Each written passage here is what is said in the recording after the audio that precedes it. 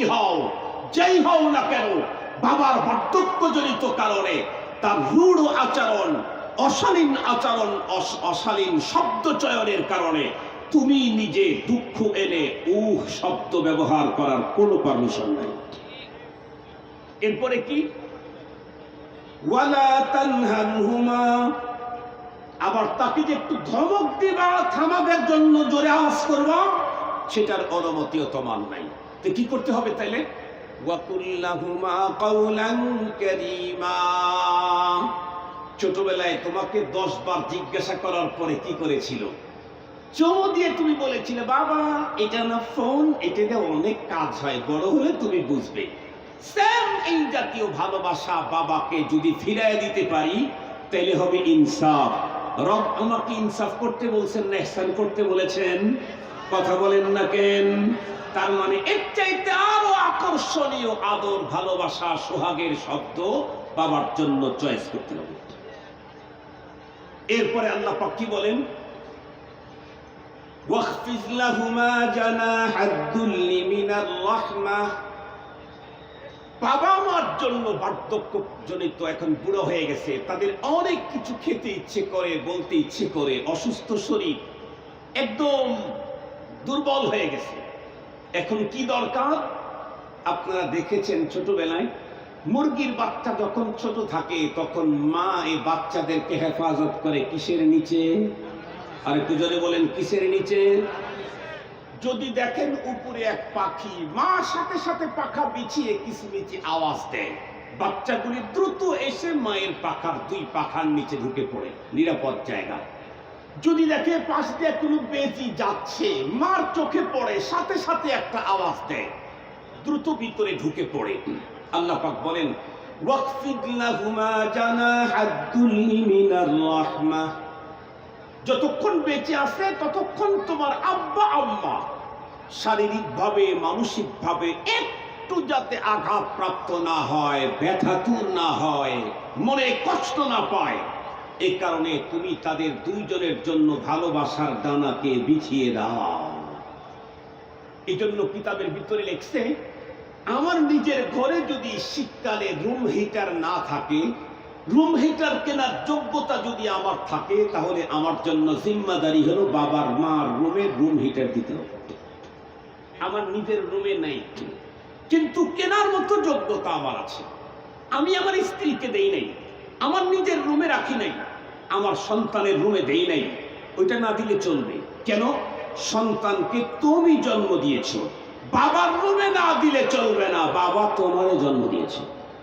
কথা বলেন না কেন? সন্তান আমাকে জন্ম দিয়েছে না আমি জন্ম দিয়েছি? আমি সন্তানকে জন্ম দিয়েছি, এজন্য তার রুমে যদি রুম হিটার না দেই তাহলে সমস্যা নেই। কিন্তু বাবার মা আমাকে জন্ম দিয়েছে, আমার সক্ষমতা আছে, অ্যাবিলিটি আছে রুম হিটার কিনে দেওয়ার মতো, তাহলে শীতকালে প্রয়োজন হলে, প্রয়োজন নাই ওটা হলে একটু ভালো হয়, তাহলে তোমাকে বাবা আর মার রুমে রুম হিটার দিতে হবে। কথা কি বুঝাইতে পারছি আমি আপনাদেরকে? এভাবে আমি ভালোবাসা দিয়ে, আদর দিয়ে, সোহাগ দিয়ে, ভদ্রতা দিয়ে বাবাকে বার্ধক্য জীবনে আমি তাকে লালন পালন করা শুরু করলাম। এরপরে দুনিয়া থেকে উনি একদিন বিদায় নিয়ে চলে গেলেন। এখন আল্লাহ পাক রব্বুল আমিন কি বলেন? ওয়াকুর রব্বিরহামহুমা কামা রব্বায়ানি সগীরা। দুনিয়া থেকে যখন চলে গেল, জীবিত থাকতেও তাদের জন্য দোয়া, মরণের পরে অবশ্যই তাদের জন্য দোয়া। মরণের পরে দোয়া হবে 2 রকমের, এটা হক।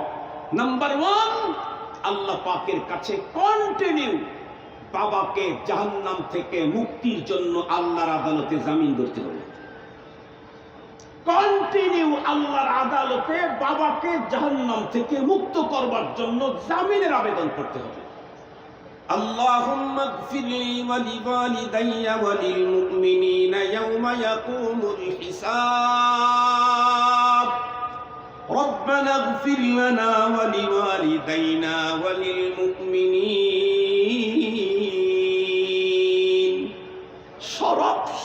রব্বুল আলামিন কোন শব্দ দিয়ে বাবাকে পরপারে জাহান্নাম থেকে মুক্তির জন্য জামিন ধরতে হয়, এ শব্দ আল্লাহ তার রসুলকে দিয়ে আমাদেরকে শিখিয়ে দিয়েছেন। শুধু সময় মতো জামিন ধরা। 5 ওয়াক্ত নামাজের পরে 5 ওয়াক্ত নামাজের পরে একবার সূরাতুল ফাতিহা পড়েন, 3 বার সূরা ইখলাস পড়েন, বাবার অ্যাকাউন্টে নেকিটা পৌঁছায় দেন। আয় রব, আমি যা পড়লাম এর নেকি আমার বাবাকে দিলাম, আমি আমার মাকে দিলাম, তাদের অ্যাকাউন্টে কন্টিনিউ নেকি পৌঁছানো, এটা আমার জিম্মায় দায়িত্ব, এটা আমার কর্তব্য, এটা আমার মা আমার কাছে পাওয়া না, এটা আমার বাবা আমার কাছে পাওয়া না। দুনিয়াতে যদি কোনো সন্তান তার বাবা মার শান্তির জন্য তাম পৃথিবীর সব সম্পদ আল্লাহর রাস্তায় দিয়ে দেয়, পিতামাতা যেই পরিমাণে উপকৃত না হয়, মরণের পরে শুধু একবার সুবহানাল্লাহ বলে ওই নাকি বাবাকে দিলে তার চাইতে বেশি উপকৃত হয় মরণের পরে। কারণ মরণের পরে তাকে সাহায্য করবার কেউ নেই, সাহায্য চাইবার মতো ক্ষমতাও তার কাছে নেই, একদম নিঃস্ব অসহায়। কে দিবে?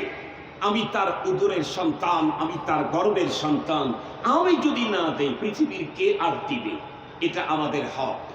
মোহতারাম হাজিরিন, আমি আসলে লম্বা টাইম কথা বলার সুযোগ আমার নেই, এ পর্যন্তই আমি আপনাদের খেদমতে বললাম। এই কথাগুলি আমরা কোরআনে হাকিম থেকে জানলাম। আল্লাহ তাআলা আমাদেরকে আমল করবার তৌফিক দান করুন। একটু জোরে বলবেন কি আমিন? আরেকটা কথা কিন্তু বলেছি, ফাঁকে ভুলে যায়েন না। কিতাব থেকে হোক, কিতাব কিনে হোক, আলেমের কাছ থেকে হোক, আব্বা আম্মা বেঁচে থাকতে 7টা হক, মারা গেলে 7টা হক। এই 14টা হক আমাদেরকে জানতে হবে এবং সেই হক আমাদেরকে পালন করতে হবে।